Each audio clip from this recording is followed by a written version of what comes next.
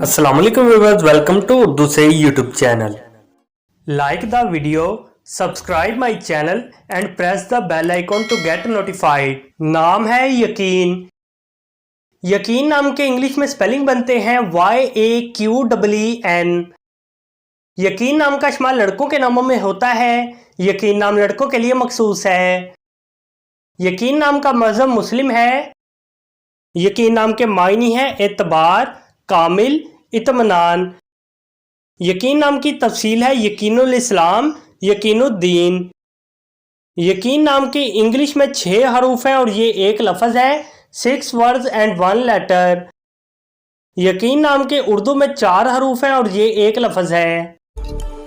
अपने नाम का मीनिंग जानने के लिए कमेंट बॉक्स में लिखिए। चैनल को सब्सक्राइब कीजिए, वीडियो को लाइक और शेयर कीजिए। Thanks for watching.